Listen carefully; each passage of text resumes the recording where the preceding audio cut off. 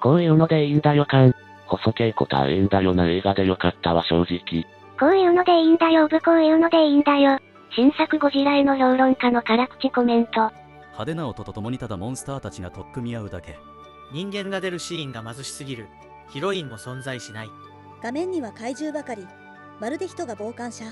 この監督は俳優を必要としていないのか。怪獣が暴れればそれでいいのか。見て怒らないのは、大音量のバトルシーンが続いていればいい、という人くらいだろう。マジで真に受けない方がいいぞ、これ。やっぱり評論家ってクソだわ。なんかどこかの評論家が怪獣が暴れるだけの映画って言ってたけど、全然人間ドラマもあって面白かったぞ。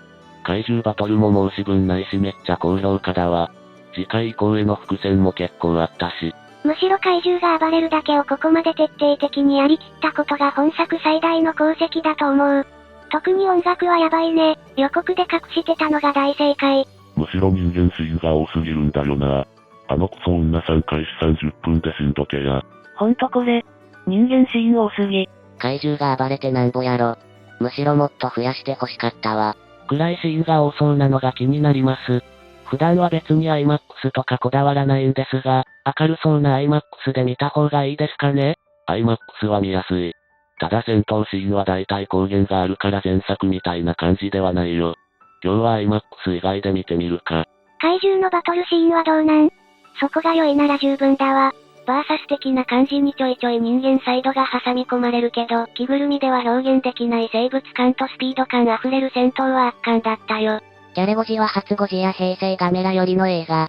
ドハゴジはチャンピオン祭りとバーサスシリーズよりの映画。って印象は受けた。あくまでも個人的な感想だけど人間サイドには確かにあらはあったけどまだ許容範囲だった。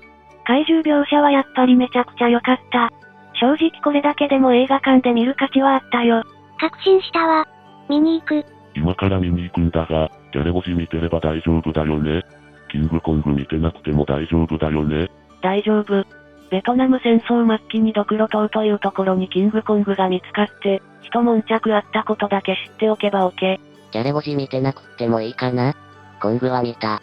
この世界観のゴジラは、水爆で突然変異したわけではなく、元からいて、水爆で目覚めた。人間に直接的な敵意はなく、地球全体のバランスを整える役目を負ってる。ジョーのような設定だけ知っておけば OK。サンキュー、ありがとう。感想、吹き替え版。ちゃんと怪獣が主役になってた。ちゃんとキングギドラと呼称してる。ムートーさん前作は水に流してるのかわら。モスラタンバクタン。音楽が反則。エンドロールで気づいたけど、娘の吹き替えは、芦田愛菜ちゃんだったんだな。吹き替えで見たけど、そんなに違和感なかった。芦田愛菜、田中圭は下手ではないけど声が浮いてて違和感すごかったな。木村佳乃はあんまり違和感なくてうまかった。迫力はすごかったな。さすがだわ。ママンは最初から最後まで自己中貫いてたな。怪獣シーンはどれも良かったが、最後のラドンさんの小物感で笑ってしまったわ。見てよかった。思った以上にストレートに前作とつながりがある続編だったのはちょっと意外だった。軽く触れるくらいかと。くっそ面白かった。怪獣全部かっこいいし、何よりもナークの装備がいちいちかっこよすぎる。オスプレイ収納できる巨大飛空艇とか海中の古代遺跡進む潜水艦とかやばすぎ。般若心経が BGM で使われてるのは笑った。お笑いシーンとしては、ムートーさんたちの性生活のぼかしかな。ムートーのキスシーンにモザイクかけるのはずるいと思いました。コナミ感。あれは笑ったわら。インディ・ジョーンズの冷蔵庫最強説に続くバスタブ最強説。バスタブといえばリーサルウェポンに。ラドン覚醒からのドッグファイト。そっから嵐の中からギドラ登場の流れは鳥肌立った。この映画最大のドッキリポイントは最初のゴジラ遭遇の暗転からのドーンでよろしいか？予測できたのにビビったわ。あそこびっくりしたわ。隣に座ってたおばさんは全く動じてなくて、ちょっと恥ずかしかったです。そのおばさん司令官やろ。どうでもいいけどアルゴーからパカッとオスプレイ生まれるシーンめっちゃかっこよくない？ゴジラ、三大怪獣以外にどんな怪獣出るの？マンモスみたいなのとクモンザ、ムートっぽいのもいた。ありがとう。15体とかあったから東方怪獣がもっと出るのかと思った。あのマンモス記憶に残るな。クモンザムートとは別のもう一匹の特徴のない怪獣なんて名前だろ。マンモス君はコングにボコられるんだろうな。この画像の通りならクモがサルゴンでヤマガメとシェラ。バハムートとかリヴァイアさんとかアバドンとか神話勢の中にネッシーとバンニップ混じってんの。ちょっとクスッとくる。面白かった。モスラさん成人すぎ。成虫も糸吐けたのかモスラ。なんか進化前の技覚えたままのポケモンみたいだ。モスラの配色結構オリジナルに似てるな。本編でも見えないことはなかったけど、もっとレインボーモスラ的な感じだと思ってた。モスラの出番多かったら見に行こうと思うけどどうだった？今回登場の中ではあんまり多くないけど、登場シーンは神々しくて印象に残る。出番自体は普通かな。少なすぎるという感じはしなかった。浮かシーンがとにかく素晴らしいので必見。幼虫モスラは、もっと、チョココロネ感を、出して欲しかった。わかる。でもぷよぷよした感じも好きです。エンドロールで見つかった卵はモスラかね。そう思いたいけど、そうするとモスラの一生のサイクルが早すぎる。幼虫から成虫になるのも早ければ、卵を産むのも早すぎる。あの世界太古の昔は怪獣が普通に生物として生きていた世界だから、あのモスラが産卵した卵でなくても昔から卵のまま、休眠していたモスラがいてもおかしくはない。モスラさん肉弾戦でも強いんすねってなった。足が凶悪そうだったががっつり胸ぶち抜いてたよな。ぶち抜いたのは尻尾のハリゼン。とりあえず糸吐ける成虫モスラは歴代最強じゃん。とテンション上がっちまった。人間ドラマパートの絶妙なずさんさは目に余るけど、ハリウッドレベルでの怪獣映画が見れただけでお腹いっぱいだわ。ギドラのぶっ飛び具合も最高だったがラドンも良かった。怪獣なのに3下でえげつない感じがたまらんわら。ラドンさんは大活躍しますか？大人類戦において強キャラ感が出てたと思う。予告編でもあるように1都市壊滅させてるし。ラドンさんの活躍。火山からかっこよく復活、戦闘機を圧倒し切り散らす。ギドラと激突するも敗退、ギドラの射程になる。ゴジラと共闘しようとするモスラを妨害するが敗退。ギドラを倒したゴジラの前にひれ伏しゴジラの射程になる。なんジェイミンかな？ラドンはあれで良かったと思う。いろんな意味でラドンの扱い上手かったよ監督さん。個人的にはラドン師匠ガイドカーンシーンが一番好き。ロダンくんヘコヘコしてて可愛い。へへさあせんなにしろ寝起きだったもんで許してくださいわらの顔してた。割とどの面下げてゴジラに頭下げてんのって具合で可愛いよラドン。真っ先に頭を下げる射程の鏡だよラドンさんは。ラドンの処世術。ラドン生きとったんかわれって思ったわ。戦闘機から脱出してダイレクトにロダンの口にシューされるのキングコングの自爆失敗は笑えなかったけど、さすがにあれは笑ってしまった。ラドンがスタースクリームみたいになってて笑った。ラドンが飛ぶだけで巻き起こす大天才っぷりとかはさすがハリウッド。もともとラドンは飛ぶだけで街破壊しちゃうからね。正直ラドンはすぐ退場するんかな思ってたら、キングギドラに負けず劣らずかっこよかったな。ラドンがスターフォックスみたいな動きしててかっこいいけどちょっと笑った。ラドンの覚醒、飛行シーン全部かっこよかった。終始劣勢だったけど起きてから真っ先にキングギドラに喧嘩売りに行くのも好き。人類に無双した後キングギドラに挑むも返り討ちにあってひれ伏し隠したのもスラに挑んで追い詰めるも首を貫かれて敗北。最後はゴジラに土下座して無事射程にラドン面白いやつだな。いや面白かったわ。監督はマジでラドン好きなんだなってのは伝わった。ゴジラコングは未知の敵に共闘って流れはあるかもしれない。ラドン生きとったんかわれ。ラドンのつっつきシーンはバーサスメカゴジラのオマージュかな。予告編に出てた節足動物の足なんだ？クモンガじゃあるまいし。アレンジされたモスラかな。とか思ってたら本当にクモンガみたいなの出てきて草生えた。ドクロ島の巨神見ておいた方が良かったかなこれ。他のタイタンの設定とかデザイン見てよ。コングがギドラの召集を無視した理由は何だろう。あの人もキングだから。ゴジラの設定が怪獣たちの群れのボスってわかったな。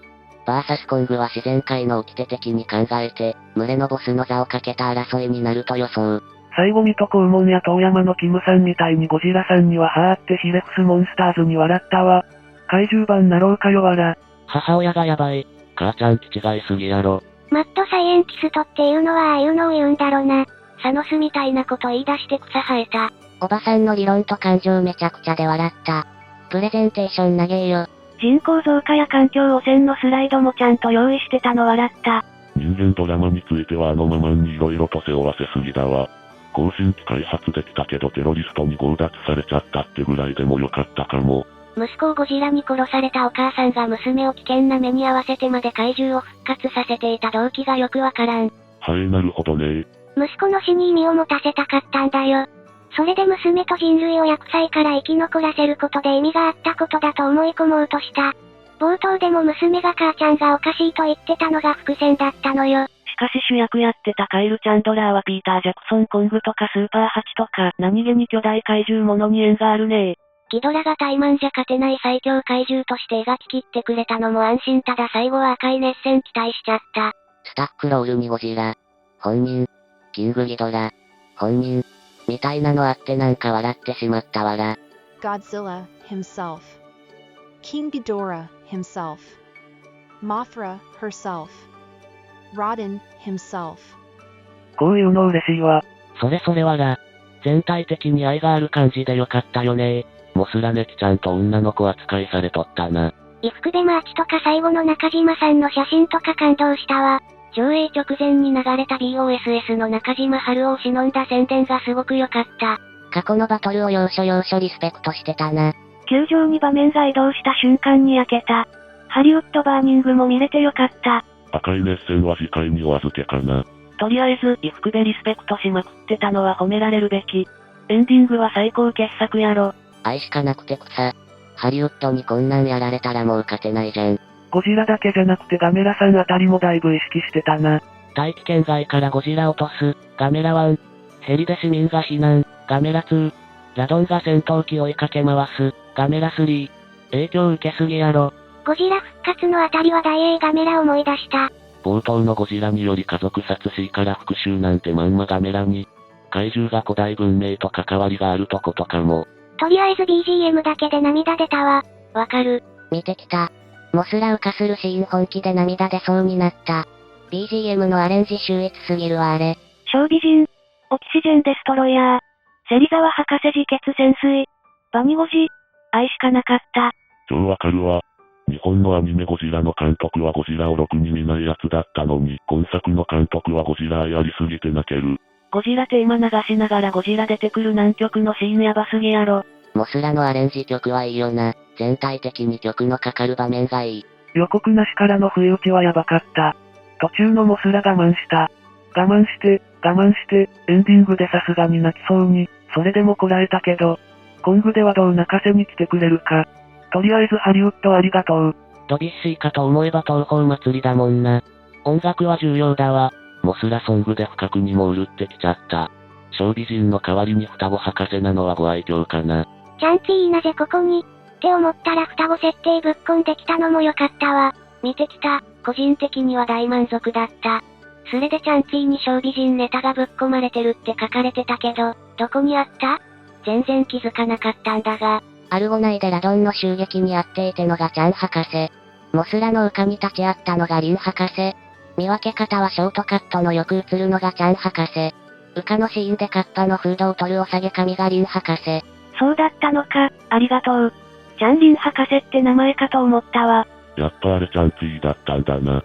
昔とあんまり変わらんなあの人。モスラはアレンジテーマ、チャンチーの小美人ネタぶち込むのが最高だった。事前のイラストだと人っぽいイメージだったけど普通にモスラだったね。モスラもゴジラもあの曲かかると画面が別物に見える不思議。午後から MX4D 行ってくる。普通にゴジラテーマが流れていたけど代わりに前作のギャレゴジのテーマらしき音楽が全く流れなかったな。モスラのとこにいた博士が双子だったりラドンがファイアーラドンだったり、ゴジラに死をもたらす存在の芹沢博士が対比で生をもたらす存在だったり、クモンがいたり、とにかく嬉しいリスペクト多くて楽しかった。そうなんだよな。初代のオマージュかつ、核兵器を人類を救うために使うのが日本人でその時に、さらば、友よっていうのがね、なんかこう、切ないんだよな。その前にカエルに折り合いをつける云々の話も心に来た。安っぽさが逆にすごく良い。前作は一回見ればもうどうでもよくなるが今作は何度もまた見たくなるわわら。米軍が思ったより有能すぎる。主人公たちにごちゃごちゃ言われる前にオキシジェンデストロイヤー発射してるとか。大抵の映画ではミサイル発射を絞りまくって不発させるのがオチなのに。あそこ唐突すぎて笑ったけど、作中目線で言えば人的被害ない状態でギドラ始末できるベストタイミングだったのか。ギドラに聞かなかったのが誤算だったと。サクッといたわ、もう発射したでわら。みたいなノリで笑った。あれは悪くなかったなわら。ただ結局あの効果なら名前はちょっともじるくらいはして欲しかった。オキシジェンデストロイヤー。高価魚が取れる。なお汚染されてて食べれない模様。芹沢博士が作らなかったからパチモンだったんだよ。そういや今作のオキシジェンデストロイヤーってただの超威力のミサイルだったんだろうか？なんか酸素と反応して破壊力を生み出す系の爆弾なんだろうな。そういう仕組みなんだろうかね。だとしたら食らった後に浮いてきた肉片みたいなので、デストロイヤー参戦も望めそうだろうか？オキシジェンデストロイヤーは多分中盤でゴジラを一時休戦させる手段として引用したくらいかな。オキシジェンデストロイヤーは一瞬、ってなったけどあれかな。ゴジラを葬った芹沢大介博士に対して、ゴジラを蘇らせた芹沢一郎博士って仕込みだったんかね。やっぱ。今後デストロイヤー出てくるならアメリカ産の本気見れそうだよな。街中で2形態だが未形態だかを動かすシーンとかめちゃくちゃ楽しそう。適当なミサイルとかで下手に致命傷を与えちゃうと、それこそマグロの再来とか言われそうだし。初代の背景あえて全く説明しなかったのは遠回しに、これ初代のあれとは似て非なるものよ。って示唆に感じた。おとなしくキングギドラに重傷を負わされる、とかでもよかったような気もするが。酸素を破壊する。って説明なかった気がするけど、それ食らっても生きてる、地球の生き物じゃない。って繋げたのは上手だったと思うけどな。キングギドラの出身、ナメック星やろ。ギドラは最後はやっぱり負けるわけだけど、強さはこれでもかと描かれてて、かませ犬とか負け役っぽさが全然ないのも良かった。ギドラが怠慢じゃ勝てない最強怪獣として描き切ってくれたのも安心。ただ最後は赤い熱戦期待しちゃった。ギドラが、人間、を直接認識して攻撃してくる。ってのは賛否分かれるところかな。個人的には怪獣は人間の存在を認識しないというスタンスが好きなので、ゴジラもすらキングギドラゴジラ同様本来なら取るに足らない存在の人間に明確に殺意向けることで、こいつは悪だとはっきりとさせてるように感じた。ギドラがきっちり悪役してくれてたのも良かったです。ギドラって酸素必要ないのかな？宇宙怪獣みたいだからなくてもいいんじゃない？テラフォーミングしてたみたいだし。中ギドラと右ギドラの漫才笑ったわ。あのコミュニケーションには笑ってしまった。ギドラの首は個性があっていいわら。それは怪獣たちのコミュニケーションの強調で良かった点だわ。目覚めたギドラの首同士で突っ込み入れてたのはちょっと笑った。悪役なのにあざといわ。ラストにゴジラ対ギドラかなと思ってたらいきなりやってくれたからいい意味で驚いたわ。サービス精神旺盛すぎる。ギドラさん、歴代最大のやられっぷり、生首から熱戦は笑ってしまった。あのやられ方好き。真ん中の首がゴジラにやられて悔しそうな感じがして。前作、口移しゲロ放射。今作、生首踊り食い放射。キングギドラもぐもぐからのそのまま熱戦消滅はかっこいいと思った。期待以上の出来だったわ。キングギドラが宇宙怪獣設定で何か嬉しくなったわら。しかしキングギドラ強かったな。チートで強くなったゴジラさえも歯が立たない強さ。結果的にモスラやキチガイババアに助けられての勝利だから、ゴジラが怪獣のキングっていうイメージはないな。電気食って、おっしゃー。って放電するシーンは歴代キングギドラの中でもトップクラスのかっこよさだと思うわ。キングギドラが山頂で翼広げて仁王立ちしたシーンが最高にクールだった。恐れ半分、かっこよすぎさ半分で震えた。いい監督に作ってもらえてよかったな本当。ある意味オキシジェンデストロイヤー出たことによって、あの世界観にも SF 超兵器が存在できると示された以上、この先メカキングギドラやらメカゴジラ出てきてもおかしくはないかもしれん。ゴジラが走るシーン見れて大満足。次回作は何年後かな？ゴジラ VS コングなら来年だぞ。今回怪獣大乱戦を作っちゃったけどコングとゴジラだけだと物足りなくないか？確かにこれ以上の規模の戦いってなかなか作れんよな。あまりにもラスボス感強すぎて。デストロイヤーフラグと思いきや、逆メカギドラ的おまけ映像とは思わんかった。初代と真逆だけど人類のために犠牲になる芹沢とか、バーサスギドラでやった衝撃派技とか、バーサスメカゴジラのラドンチックなモスラとか、思いがけず双子ネタとかネタは濃いな。ただラドンもモスラも出番少ないし思いのほか美味しいとこもないし、メインはゴジラとギドラで絞ってよかった気もする。キングコングにメカキングギドラまで出そうな終わり方で興奮しました。ギドラの復元能力を何らかの形でゴングに応用して無敵ゴング作るんじゃない？あれだと首2本がメカなメカキングギドラやろなわら。テロリストのおっさん。目的果たしたしギドラの死体もゲットして大勝利じゃん。悪人が裁かれないのって結構珍しいな。環境ヤクザ性メカキングギドラか。逆襲のメカキングギドラみたいわ。不満といえば予告で見た映像ばっかだなってのは思った。ギドラの首再生には驚かされたわ。あの再生力なら、メカサポートで復活あると思わせるから偉いわ。これがパシフィックリムなら最後に首に食われてるな。食われた後出てくるんですね。あの将軍は怪獣の遺伝子集めてたから、ギドラの死体を元に新怪獣でも作るんかな。ゴジラ VS コングの敵になりそう。エンドロール前の、怪獣の誕生で地球が良い方向に向かっている一連の流れはいらなかった。ママンの定説が正しかったことが証明されたっていう描写だろ。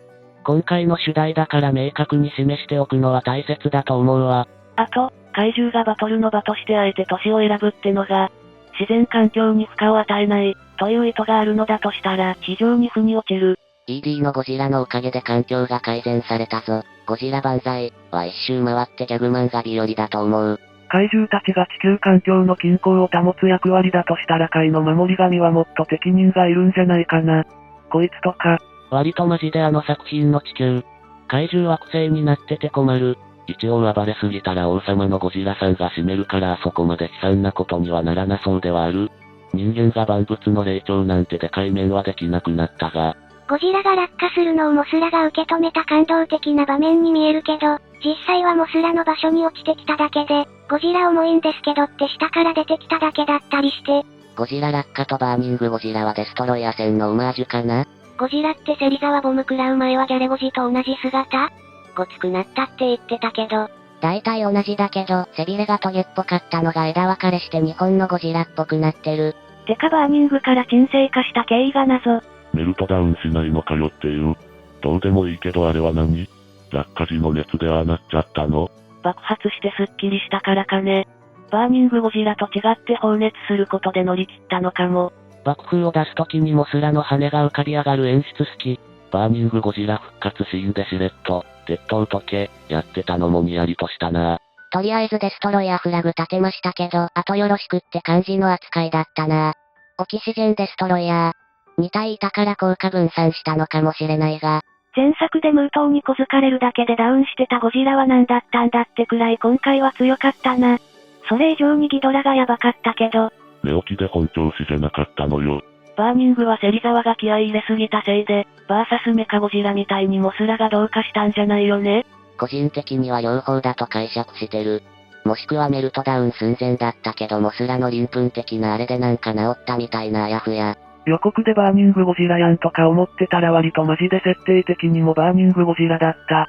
モスラは守っただけでさすがにパワー上げたわけではないのかな。平成 VS シリーズの総決算みたいなレベルでネタ詰め込まれてたな。最後のギドラの首はメカキングギドラのフラグ？だったら嬉しいな。オキシジェンデストロイヤーがめちゃくちゃあっさり登場して笑った。次はメーサー戦車かスーパー X お願いします。アメさん的にはスーパー X かな。芹沢博士の、さらば、友よ、の英語字幕でオールドフレンドになってたのは良かった。渡辺謙さんはもう見れないのか。ゴジラの復活のために水爆起動させるシーン、あそこを破壊してしまうなんてなんともったいない。と思った。研究しがいがあったろうに。ゴジラの家、吹っ飛ばされてかわいそう。帰るとこないやん。ガメラの家に居候。世界遺産なんてレベルじゃない遺跡もパーであります。表札、カタカナでゴジラ、まであったのにな。あそこ、アトランティスなん。古代神殿の壁画に書かれた古代文字がカタカナでゴジラだったのはどういうことだドハチ。ゴジラが好きと日本文化が好きはイコールじゃないから。普通なら激怒して戦艦ぶっ壊すけど、睨みつけるだけで、実施方ねえなと戦いに行ってくれるゴジラは実にできたお方や。プレデターみたいに見ただけで脅威レベルを判定してそう。なんだ雑魚か、ぐらいの。あそこは芹沢の匂いを感じ取ったシーンなんじゃね？それも含めてかな。あえてセリフっぽくしちゃうと、今回は助けられたから見逃すけどいい加減にしとけよ人類、みたいな感じというか、大ヘドラのラストに割と近い印象を受けた。今思えばオキシジェンデストロイヤーのパチモン。で負傷するゴジラ自体は構わないけど、あんなん海に放ったら間違いなく生態系崩れるというか、それこそ怪獣が怒り狂って暴れ出してもおかしくないよな。復活したゴジラがしばらく人類に睨みつけてたのはそういう意思表示も含めてのことか。復活したゴジラがしばらく人間を睨みつけてたのって大ヘドラオマージュかな。もっと言うと坂野義満リスペクト。あの睨み、よかったな。テーマ曲も相まって、